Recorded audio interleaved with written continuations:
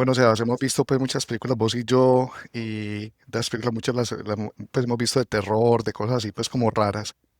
¿Qué se te ocurre de todo lo que hemos visto, Sebastián, como una cosa más horrible, más espantosa que a vos te entierro en vivo? No, la verdad creo que ese es el primer terror primario que se le puede ocurrir. Puede ser que de pronto ahogarse y eso, pero este creo que lo incluye todo. La oscuridad, la sensación de que le cae a uno tierra, y la asfixia de solo pensar en la tierra y los gusanos y todo eso. Bueno, No y sé, algo que mencionan en esta película, el frío es algo que nunca se me ha ocurrido, lo mencionan varias veces. Esa sensación de frío bajo la tierra tiene mucho sentido.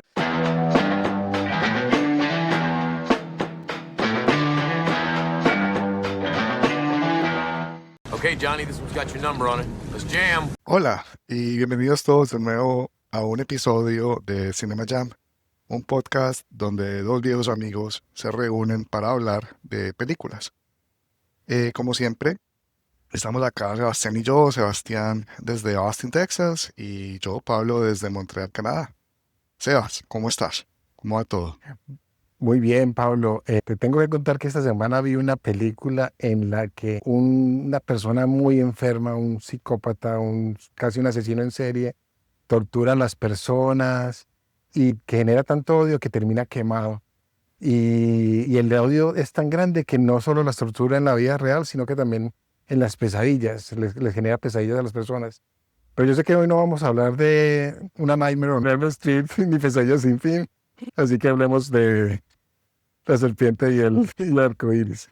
No, pues aquí Sebastián está obviamente para nuestros oyentes dando mucho de introducción a la película de la cual vamos a hablar el día de hoy, que se llama La serpiente y el arco iris o The Serpent and the Rainbow, una película de los años 80 dirigida por el gran Wes Craven, de fama mundial, obviamente, porque es el creador de Freddy Krueger, de Nightmare on Elm Street. Y bueno, y esta película, Serpent and the Rainbow, es una película muy interesante en el catálogo de películas de Wes Craven, porque trata del tema del cual hemos estado hablando este mes de junio, June of Death, que es el tema de los zombies. Pero es una perspectiva muy diferente a lo que es el concepto del zombie o la temática que hasta ahora estamos mirando.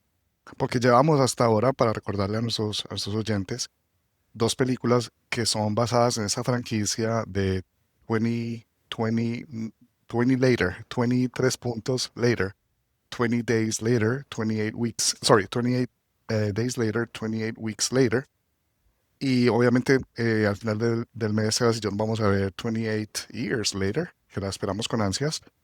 Pero yo propuse para el podcast de hoy hablar de esta película de Wes Craven, Serpent and the Rainbow, porque es una visión, como les digo, pues muy diferente de lo que es el tema de los zombies. La película salió en 1988, es protagonizada por Bill Pullman, que, no sé, esos actores muy de los 80s, que de pronto, no sé, los oyentes no tan viejos como Sebastián y yo, lo reconocerán de pronto por Independence Day, el presidente, no sé. Es tal vez como su otro papel Y muchas significativo. comedias románticas. Y tiene, por ejemplo, Spaceballs, que es una de mis comedias favoritas, pero bueno, es otra Sí. cosa, gustos adquiridos que hay por ahí. También hay otros actores en esta película, no realmente son tan conocidos en el medio, diría yo, pero me gustaría resaltar mucho uno que a mí me parece pues que es el que se lleva el show casi toda la película, que es Sax Mokae, que hace el papel del capitán Petro, el jefe de la policía secreta de Haití. Y bueno, y la película es eso, es una historia de de dónde viene el concepto de los zombies, de dónde viene toda esa mitología de los zombies, que viene de Haití, de la cultura haitiana, de la cultura del vudú, que bueno, hablaremos más sobre eso durante nuestra discusión. Parece si hablamos un poquito de la sinopsis primero. La voy a leer acá. Un antropólogo va o viaja a Haití para investigar una droga que hace que las personas parezcan muertas, suspendiendo o parando todos sus signos vitales. Ese es el one-liner que describe lo que es la película, pero creo que si vemos ahora el trailer, de pronto nos da un poquito más de contexto de lo que trata.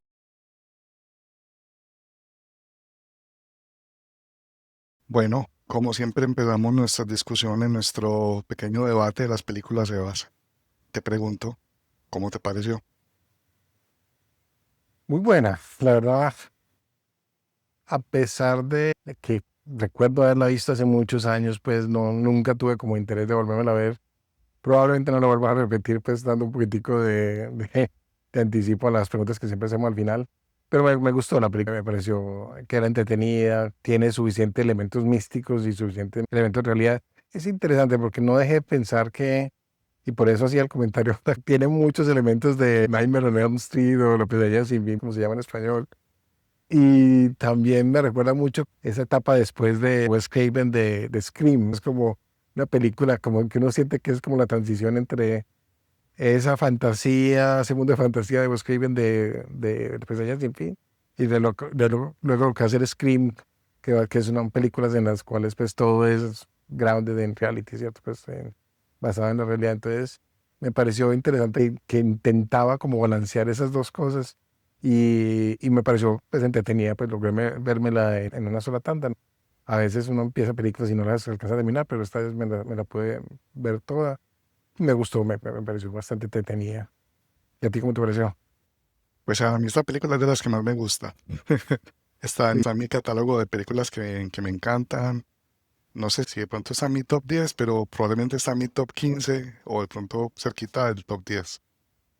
Soy un fan de Wes Craven. La gran mayoría de cosas que ha hecho. Ha hecho también algunas cosas que tal vez no soy muy fanático. Pero, no sé, lo que hizo al principio de su carrera, por ejemplo, cuando hizo ¿acaso en la izquierda, Last House on the Left? Sí, Y ha hecho también, por ejemplo, de Hills Have Eyes y cosas de estas que si uno pone como a mirar esa historia, pues como de Wes Craven, de su evolución, se da cuenta pues que él empezó como muy crudo, como con una crudeza en lo que mostraba en sus imágenes. Es su primera película, bueno, conocida, que es esta, la casa Last House on the Left.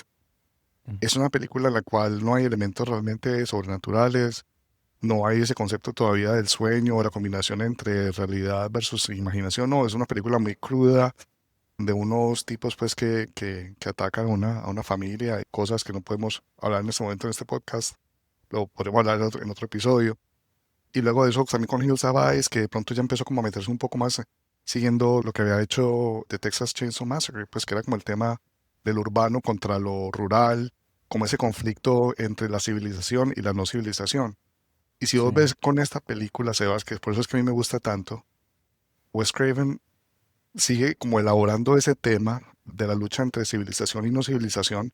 Obviamente está reflejando a Haití como la no civilización y a Estados Unidos como la civilización, representada en su personaje de antropólogo de la universidad, creo que es de Harvard. Y lo que es Haití, con todas sus creencias que son mucho más primarias, mucho más enraizadas pues, en toda la historia de ese país y le mete el elemento del sueño, el elemento de la fantasía, el elemento de la realidad se mezcla con el mundo de los sueños, que era lo que él había hecho un poco antes con Nightmare on Elm Street, porque esa película vino antes que esta. Y entonces vos ves que ahí él empezó a mezclar cosas. No es una película tan infantil como realmente fue Nightmare on Elm Street, porque es una película más como de un cast de teens en Estados Unidos y como muy predecible. Fue como el primero como slasher, también como con Halloween, pero digamos como él creó ahí ese concepto que después burló después con Scream. sí. Ahora, él se lo toma en serio y utiliza como fondo la historia de un país tan fascinante, Sebas, como es Haití. Y en una época que pasó de la dictadura y de todo eso, pues entonces hay un contexto político muy interesante que no me acordaba de la película. Tenía todo ese contexto de la dictadura, de la policía secreta. Entonces, eso me pareció bacano. Por lo menos intenta actualizarlo en algo. Obviamente hay películas más enfocadas en esa parte, pero el hecho de que le da A mí siempre me ha parecido que las mejores películas de horror son esas que tienen como ese subtexto político o Sí. socioeconómico o ese tipo de cosas. No sabría decir, por ejemplo, Nightmare on Elm Street si tiene algún contexto, pero me acuerdo que la primera era mucho más sangrienta que las caricaturas que fueron las siguientes, pues cierto. Tiene un contexto, Entonces, Sebas, Nightmare on Elm Street, de choque con lo que era el suburbio ideal de Estados Unidos en los ochentas, no que era pues sé, como sí, esa imagen perfecta de las familias que vivían en los suburbios, en las grandes ciudades de Estados Unidos, donde no podía pues como realmente pasar una cosa como la que pasó, que es que en esa película. Entonces, sí, de pronto esa es la parte, digamos, como un poco como revolucionaria de lo que él hizo ahí.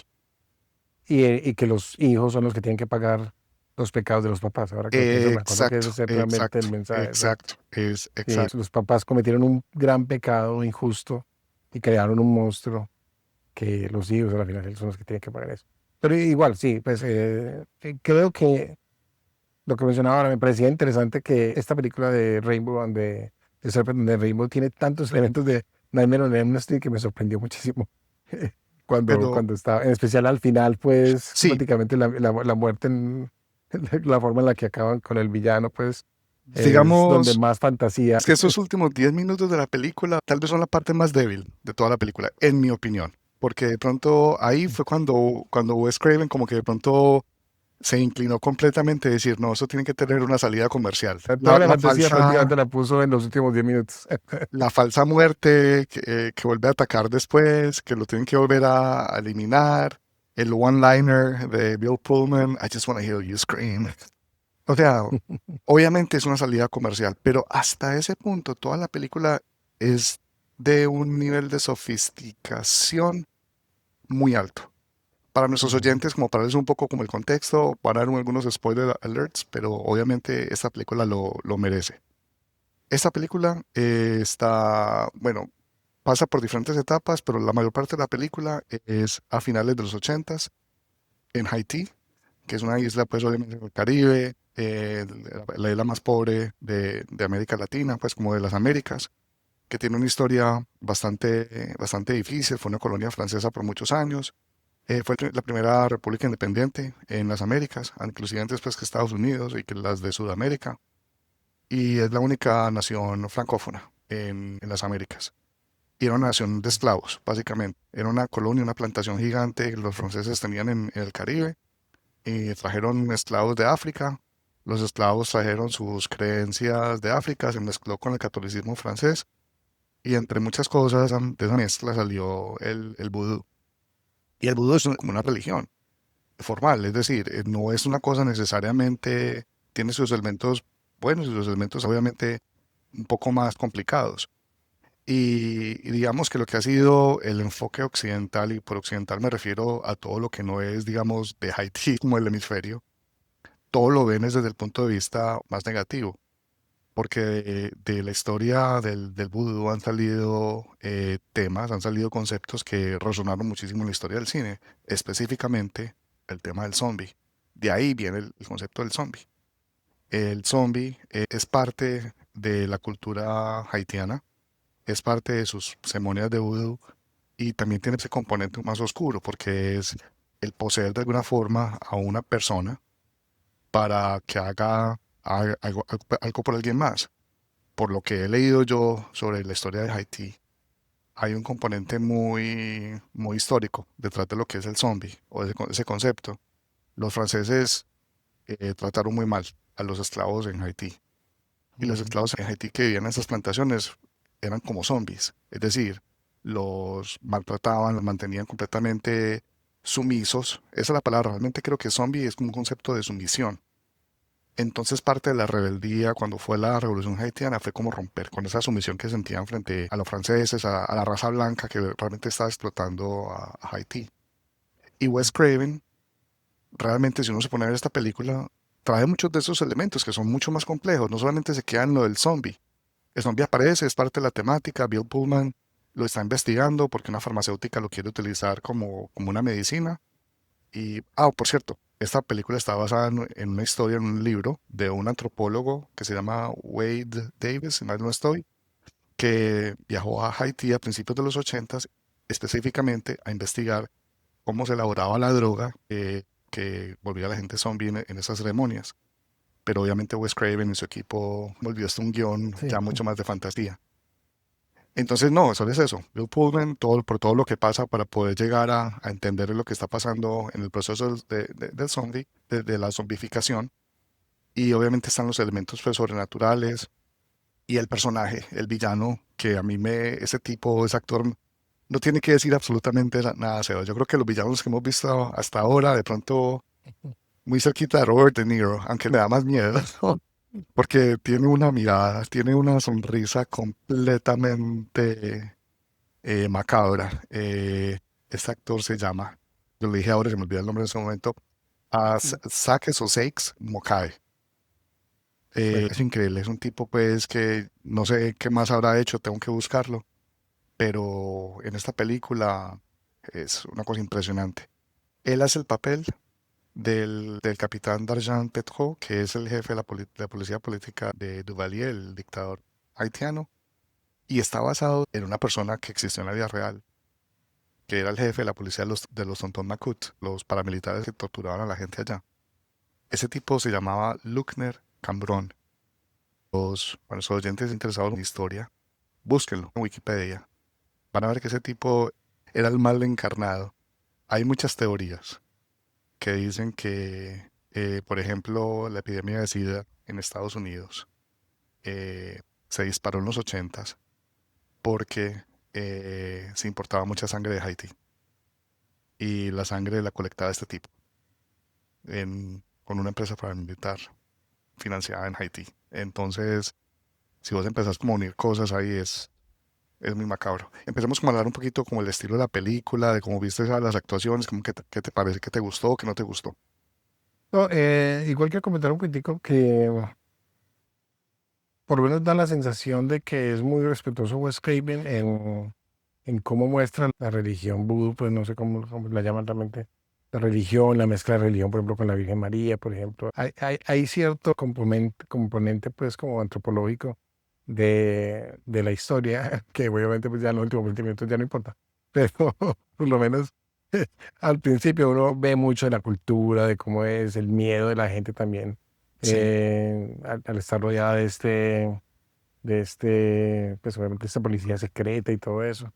Entonces es muy bacano porque la verdad uno ve muchas cosas interesantes durante la historia que no son solamente pues lo que le pasan a los protagonistas. Pues hay un matrimonio, por ejemplo, muestran cómo es un matrimonio en esa religión de la isla que no es católico, entonces me pareció muy bacano, pero con detallitos pues regados por toda la historia. Y eso me pareció bueno. No te voy a negar que yo creo que ya en otra ocasión te había mencionado que a veces me molesta mucho las películas que son El Salvador Blanco, ¿cierto? Pues que llega a salvar la cultura. Gracias a Bill Pullman en esta prácticamente hacen entender que se acaba pues no literalmente, pero que se acaba la dictadura, la dictadura de 1985. O sea, casualmente llega el tipo y ese mismo día se acaba la dictadura. voy a defender a Wes Craven. Estoy de acuerdo con vos. Estoy de acuerdo con vos que eso pasa en muchas películas y no es una buena forma, pues, como llevar una historia, pero no veo eso acá. En ninguna parte se da a entender realmente cómo es. Lo veo como una coincidencia Sí, es que como, utilizó Wes Craven y hilvanar su historia. Pero estoy de acuerdo, no, no, pero estoy de acuerdo, pues, que hay demasiado peso en el personaje de Bill Pullman, pues, realmente, rescatando a la chica al final, a la pobre haitiana, que obviamente ya sola podría había podido, pues, no sé, escapar y demás. que le salva la vida varias veces, o sea, que por sí. Pero no, él Exacto. tiene que llegar al final y es el que la tiene que salvar. Pero no, igual, pues, o sea, ignorando eso, la película sigue siendo buena, pues no te va a negar, pues, que está muy bien dirigida, la actuación de Bill Pullman y de los otros actores es muy buena. Bill Pullman es siempre como un actor que no tiene, o sea, es atractivo, digámoslo así, pero no es como el típico galán de Hollywood, ¿cierto? Entonces, en cierto modo lo hace sentir uno como que se puede conectar mejor con él, pues, ¿cierto? O sea, pues obviamente es Hmm. una estrella de Hollywood, pero no es como la mega estrella de Hollywood, ¿cierto? Entonces, eso me parece bien, pues, en cierto modo, que hubiera sido distinto, pues, no sé, en esa época, ¿quién sería de pronto Tom Cruise Harrison. está muy joven para eso, pues, sí, exacto. Pero de pronto ya hubiera cambiado, ya y si hubiera sido una película más de acción, pues, ¿cierto? Sabes que estás diciendo una cosa importante, Sebas, sobre Bill Pullman, porque, bueno, en mi opinión, él no es buen actor. Yo no sé. Lo Mm. que he visto me parece que es demasiado. eh, como evidente. No sé, no tiene como mucha pues como sustancia o sustancia su forma de actuar. Es como demasiado. Realmente no lo veo como buen actor. Si lo comparamos, por ejemplo, con algo como lo que hizo Mickey Rourke, por ejemplo, en Angel Hearts, que tiene como esa crudeza que le daba a él a su actuación. Aquí no hay nada de eso. Aquí es con una cara acontecido todo el tiempo. Pero funciona muy bien en la Sí. película porque, o sea, él que lo estaba buscando como un tipo muy inocente, que se está metiendo en una cosa que es muchísimo más compleja y más allá de lo que él puede manejar o controlar, que desoye todas las señales de irse de ese país. Entonces Todo se el va, mundo le advierte. entonces se va, o sea, después de la escena en la cual casi le entierran un clavo, vos sabes dónde, yo allá no vuelvo ni para el demonio. Sí, literalmente lo torturan, pues lo Exacto. torturan, lo amarran contra una silla, lo desnudan y lo torturan, pues sí. Sí, es cierto. Ese complejo de white save que tiene que quedarse hasta el Mm, último minuto. Pero literalmente hasta que no lo montan en el avión, creo que en el trailer lo ve, lo montan en el avión con la pistola en la mano, es la única forma de que se vaya, pues, ¿cierto? Y ahora sí vuelve. Entonces, ujú. sí, entonces, sí, pues, pero eso es una película de Hollywood, uno no puede esperar otra cosa, pues, ¿cierto? O sea, si hubieran puesto un actor, no sé, un actor de color, esa historia no habría sido igual. Básicamente, el elemento de que él sea un blanco americano, fuera de eso gringo, pues, que va a la cultura y que precisamente intenta, la verdad, no voy a decirlo, robarse la fórmula, pues, porque, o sea, les pagan por básicamente como la fórmula, pero él se la lleva y ellos van a hacer millones de dólares y esta gente no lo va a ver. Literalmente el país más pobre de Latinoamérica Latina y del Caribe principalmente, pues, o sea, van es a apropiarse de esa cultura, pues, ¿cierto? Entonces, no te voy a negar que ese es el tipo de cosas que me molestan de este tipo de películas. Ellos conscientemente saben que va a desarrollarse esa fórmula, esa historia, ¿cierto? Pero lo muestran como un héroe, pues. Sí, La historia me parece que es interesante, igual pues queda medio y no resuelta, pues, ¿cierto? Porque a la final eso me parece muy charro, que salen y ya, salen y se y termina el la país, película. no, pues qué pasa que el país no va a seguir de problema en problema cada vez más. Oh, Distinto. sí, pero pues hablando un poquito como de la película como la hizo Wes Craven, ahorita hablaste que la película mostraba como muchas cosas como de la cultura que era muy bacana, mencionaste pues lo del matrimonio, la escena de la peregrinación con la Virgen, y la verdad pues vos tenés razón, o sea, en todas esas escenas, pues Craven como que realmente no quiso meterle como a eso nada de, no sé, todo estaba muy enfocado en algo casi documental, ¿si me entiendes? Como muy histórico, Sí, muy cultural, no le metió a eso nada pues como de morbo, nada extraño, fue muy respetuoso en esas escenas, y son escenas muy bacanas, muy bonitas en tema de fotografía. Ese peregrinaje, por ejemplo, es muy interesante, no sé si te diste cuenta que empezaban con unas ruinas. sí. Esas ruinas son del palacio, de un palacio que se llama el Palacio Sanssouci, el Sin Problemas. Ese fue un problema, bueno, es lo que significa en francés, Sanssouci es sin problemas. Y ese Ah, ok. palacio lo construyó porque Haití, pues por mucho tiempo pasó por muchas dictaduras y demás después de la revolución cuando se independizaron de Francia. Y en una época fue dividido en dos y tuvo una parte del norte que era un reino, tuvo un emperador. Y ese emperador, se me olvida en ese momento el nombre, Alexander creo, construyó una cantidad como de fuertes y de castillos y de palacios. Ajá. Y creó, supuestamente, lo que dice, porque eso fue hace mucho tiempo, como en 1700 o 1800, un palacio que era queriendo imitar a Versalles en Francia. Y Sí. supuestamente era como el palacio más lujoso en el Caribe, en una época en la cual pues ese país estaba todavía pues intentando deshacerse de todo el contexto de la esclavitud. Y eso es lo que queda en este momento, solamente las ruinas. Y para Haití, como que eso es el tema, el tipo de monumentos que les queda de su pasado. Y me parece como muy interesante que empezara desde ahí. ¿Sí me entendés? Como que era mostrar un poco del esplendor que en algún momento tuvieron cuando aún eran pues un país recién independizado y demás, y que eso pues realmente quedaban como ruinas. Hay muchas cosas de lo que mostraba de la población, de la gente, de los colores, porque vos ves ahí una cantidad como de colores todo el tiempo. el calor, que es una cosa pues que nosotros hemos hablado mucho en este podcast. Cuando vimos lo del film noir, que todo el tiempo la gente sudando, aquí también había mucho sudor. No sé, es una película que está hecha con muy buen gusto. Y de lo que le he visto Sí, sí. yo a Wes Craven, Sebas, la verdad es su mejor película en términos de calidad, de fotografía, de sofisticación. Hay unas mejores en la solidez de historia, pero esta, la verdad, es muy buena. Como director lo hizo muy bien. Sí, sí, en cierto modo es como un capítulo aparte, no te voy a negar, se sale un poco de lo que uno normalmente está acostumbrado del director. Entonces fue bueno revisitarla. No recuerdo cuándo la vi. Sé que la vi, pero fue hace tanto tiempo que no recuerdo. Es de 1988, o sea que imagínate. Mucho, mucho tiempo. No, y la película me gustó lo que te digo, o sea, en ciertos modos es respetuosa. Hasta la escena de los últimos 10 minutos me pareció entretenida, pues no voy a negar, pues que era medio, lo que decía ahora, era medio pesadilla sin fin, pero me pareció bien, pues, o sea, no me pareció mal hecha, pues.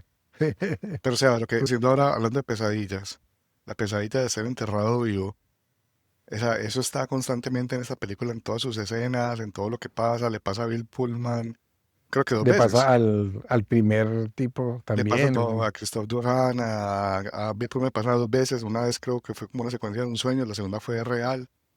Pues no sé, o sea, de verdad es que como hablamos hace un momento, no puede haber como un temor más primario que ese, ¿sí o no? O sea, Sí. ahí Wes Craven utilizó el origen, literalmente, de donde surge un zombie para hacer algo que me parece mucho más miedoso que lo que pudo haber hecho 28 Days Later, 28 Weeks Later. Porque esa es la Sí. raíz, de verdad. ¿Cómo te pareció la parte de la Amazonas? Yo me leí el libro. Ah, ok. Bueno, voy a ser honesto con vos y con los oyentes. Me leí como hasta la mitad y me aburrí. Pero me leí el principio y el principio es mucho más largo en el libro, También en el Amazonas. en el Amazonas, Ok. que es como intentando mostrar como su forma de trabajo, su metodología. No hay nada de esa secuencia, pero lo que muestra es como más como su metodología, la forma de trabajo, o sea, y como digamos, como esa búsqueda científica de cómo es que las cosas funcionan en el mundo pues mágico de los chamanes y demás. Esa parte inclusive en el libro me pareció más interesante, pero nada que ver con la Sí, película, nada que ver con la película. es que es interesante porque no hablamos mucho realmente pues, de la estructura de la película. La película empieza en 1977, en la que entierran a una persona que parece muerta, ¿cierto? Pero cuando vemos que la están enterrando, de una lágrima es lo que denota que, ok, esa persona está viva y la están enterrando. Entonces es el- la primera pesadilla, pues. Y muestran también mucho los tipos antes de que sean policías secretos ya están como o sea, ya trabajan con el villano, pues, ¿cierto? Que es la primera vez que realmente lo veo. Y ya luego muestran a Bill Pullman en el Amazonas, creo que dan a entender que es Colombia, eh, en el Amazonas, donde le hacen una experiencia de yague, o de yague, es que se dice, una experiencia donde le dan una droga y encuentra su animal espiritual, que es el jaguar, que incluso lo guía para que salga de la selva. Entonces el jaguar es el que lo guía como salir después de 200 kilómetros o algo así. Y ya Weston, que trabaja para una multinacional en Boston, una multinacional que es donde lo mandan para la investigación de la droga que usan para la verificación, o como mencionan en la hipnosis ahora, que es una droga que hace básicamente que todos los signos vitales se pongan en cero, pero no te mueres, pues, ¿cierto? No estás Ujú. muerto. Y pues sí, eso, en ciencia ficción y en fantasía menciona mucho ese tipo de drogas, pues, ¿cierto? Como que la los muertos vivientes, pues la droga, el poison, el veneno de los muertos vivientes. Pues básicamente eso existe en ficción desde hace muchos siglos. En el libro Entonces, Sebas, en esa investigación es que se empieza a chocar con el villano, que el villano literalmente creo que lo amenaza 3 veces de que salga del país hasta que viene acá en un vuelo, pero él decide volver a rescatar a la doctora que lo estaba guiando y que terminan siendo amantes y toda la vaina. Hay muchas trampas que le ponen a él también como para que caiga pues como en trampas, literalmente descuartizan, pues ¿cómo es que descabezan a una persona y se la ponen en la cama ujú. y le toman una foto pues como para amenazarle que se tiene que ir del país, etcétera. pues del polvo el coup de food, pues con el polvo es la zombificación. Eso en el libro de Davis, del antropólogo, lo detallan, creo que desde una tercera parte del libro, es toda esa ceremonia que muestran en la película. Y parece ser, porque ese libro está basado como realmente en ese enfoque científico que tuvo este antropólogo que estuvo allá trabajando con uno de estos pues estos sacerdotes o hechiceros vudú que hacen ese polvo. Parece que efectivamente es lo que tienen que hacer. Se demoran muchos días, tienen que utilizar huesos de alguien recién enterrado, utilizar una cantidad de ingredientes, incluido lo del pez globo. Y obviamente en el libro lo hacen con muchísimo más detalles, casi que es como un tratado científico, la verdad. Porque empiezan a hablar mucho de las plantas, el nombre latín de cada una de las plantas, qué es lo que hace, mezclada con la otra, qué es lo que hace.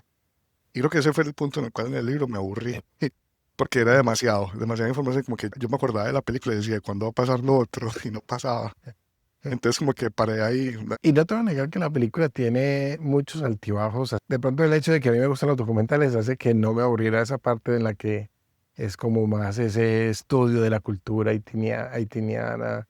Pero en cualquier momento llegan y aparecen las pesadillas de Bill Pullman. Luego hay otro momento en el que están caminando por la selva y terminan en un lago subterráneo muy bonito. Pero otra vez otra pesadilla al otro día.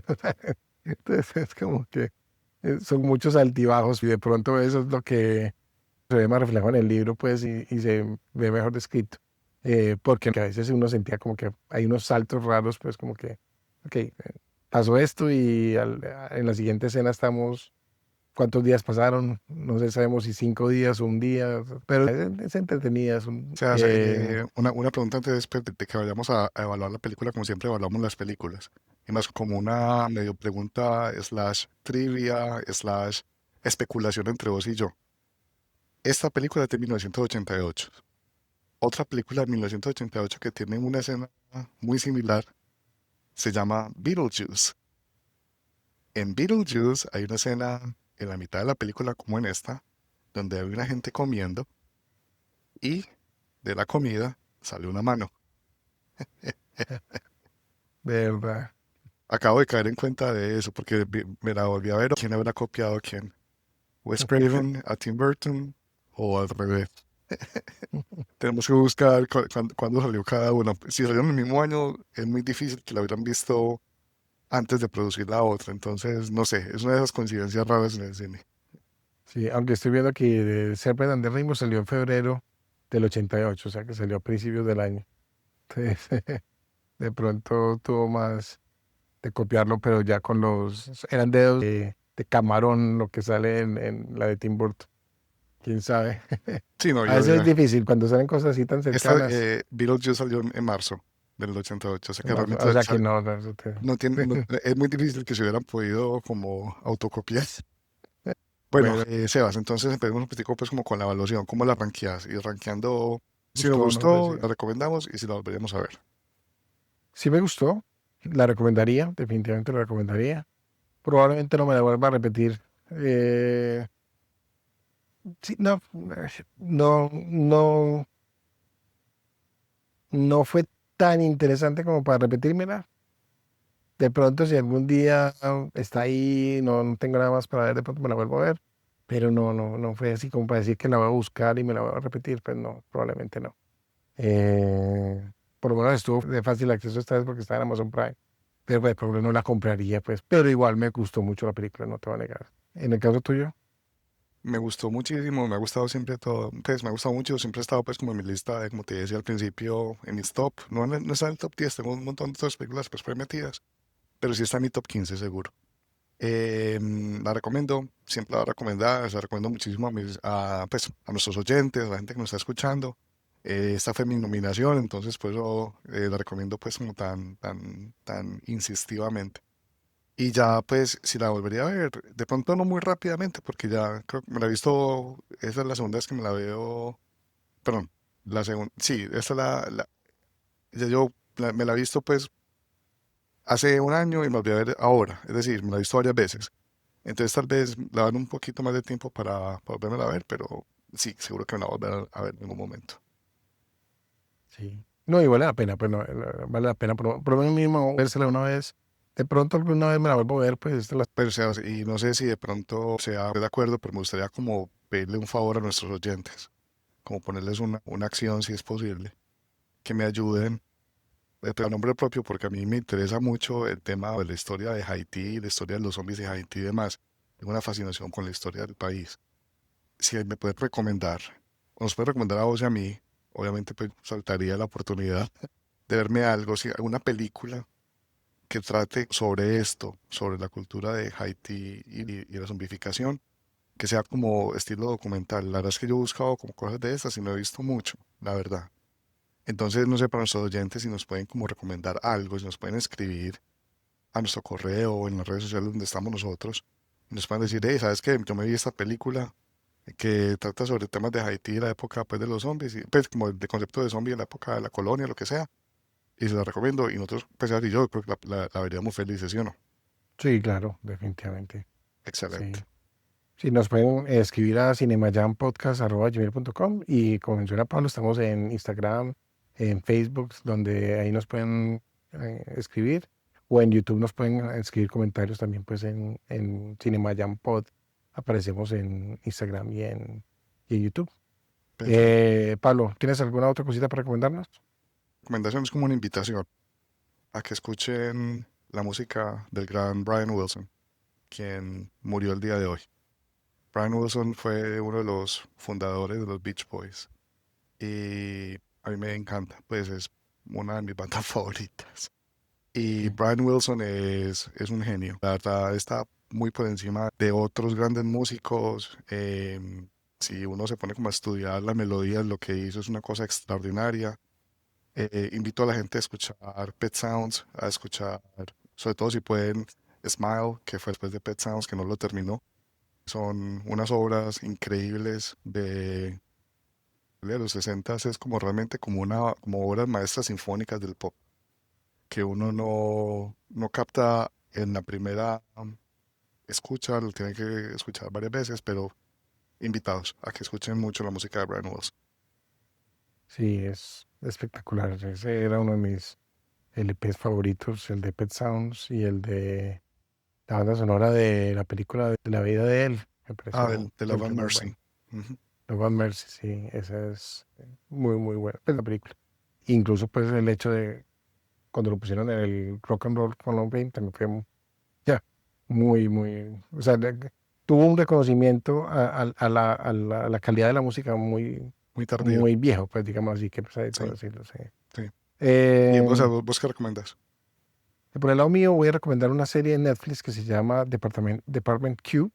La serie salió hace un par de semanas y el actor Matthew Good siempre me ha gustado mucho, pues como una cara seria, como a veces pienso que sería eh, un mejor Sherlock Holmes que algunos de sus contemporáneos. Robert Downey Jr. definitivamente no es un buen Sherlock Holmes, por lo menos en la segunda película. Y Benedict Cumberbatch eh, es decente, es bueno, pues es muy bueno, la verdad es muy bueno como de Sherlock Holmes. Entonces esta película él es como una especie de Sherlock Holmes, ¿cierto? Pues o un House, pero él en este caso es un detective inglés en Escocia. Entonces tampoco es que lo quieran mucho porque pues el man es mala gente y es inglés para rematar, entonces en Escocia, entonces eso es doble odio pues le tienen a él, pero me pareció entretenida.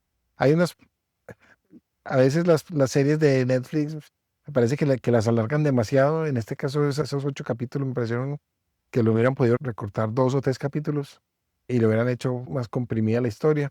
Pero si hay una segunda temporada, me la vería con gusto, pues entonces me entretuvo bastante la serie en Netflix. Excelente. Bueno, y para la próxima semana vamos a tener un capítulo especial. Este va a ser más como un mini jam, un episodio más cortico probablemente, en el que vamos a hablar la película original de zombies, forma de escribirla. Y se llama, Pablo, Se llama White Zombie, blanco. sí, Para aquellos que les de, gusta Rob Zombie y su banda White Zombie, muy probablemente de ahí salió el nombre. Es una película de 1930 y algo, 32, es como de la década de los 30 en los 1900.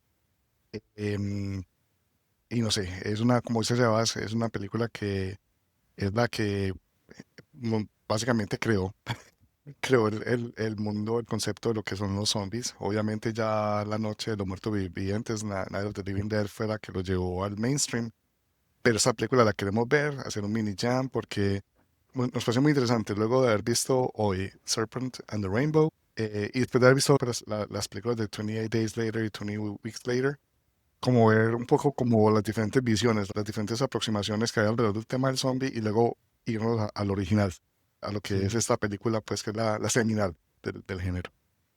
sí, de 1962, protagonizada por Bela Lugosi. Entonces, Ver a yo nunca Lugosi. la he visto, Pablo sí la ha visto, entonces va a ser interesante. Bueno, sigan viendo películas y hasta la próxima.